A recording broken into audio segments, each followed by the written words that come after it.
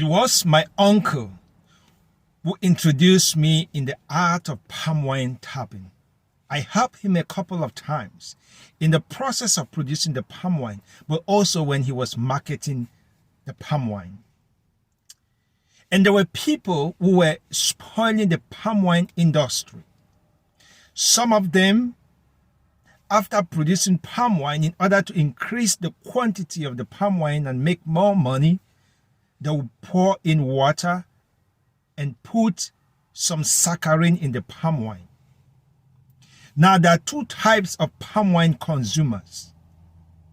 The first are those who understand the taste of palm wine, and whenever they sense or whenever they taste the saccharin, they can tell you that this palm wine has been contaminated with saccharin, and most of them won't drink contaminated palm wine.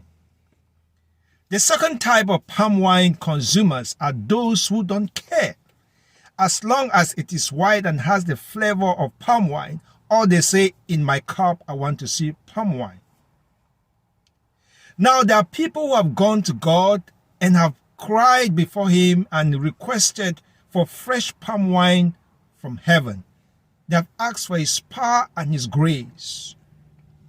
And God has given them some amount of his power, some amount of his grace.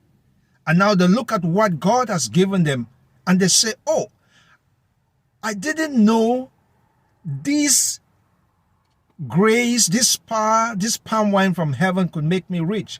I thought what I received from God was just to help people find him, serve him, love him. I didn't know that this palm wine from heaven could make me popular. And so what they do, they contaminate what God has given them. They introduce marketing strategies. Their preachings become marketing strategies, and their members become their fans.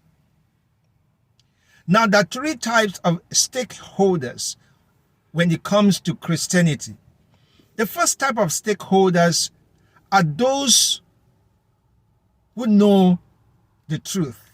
They can tell you this ministration has been contaminated, and they will reject every such kind of ministration. But there are also those who don't care. As long as it has some spiritual jargons, assume anything. As long as there is a spiritual title, prophet, pastor, they will consume without judging, without evaluating what they are consuming. But you have the third type of stakeholders, that those who are out of Christianity, but they see what is going on in Christianity, and they are concerned. Some of them criticize. Some of them speak against the shortcomings, against the weaknesses, against the things they see, against the contaminated Christianity. But you know what?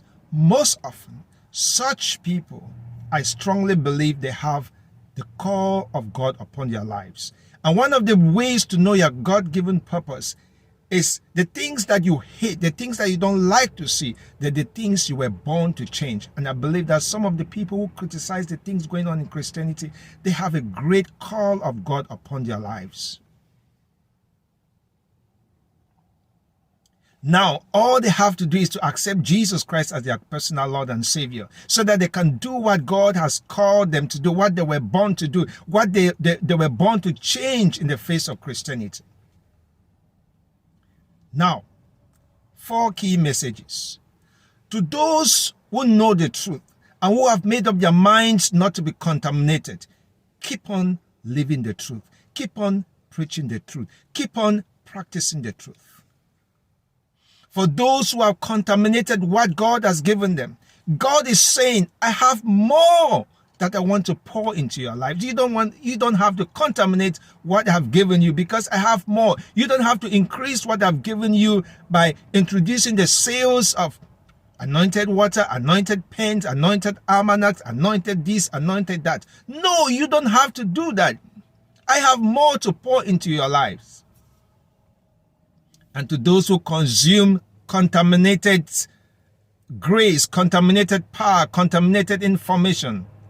God is saying that you are so precious, you don't have to eat the crumbs falling from the table. I want to give to you directly. I want to pour my grace, my power directly so that you don't consume contaminated food.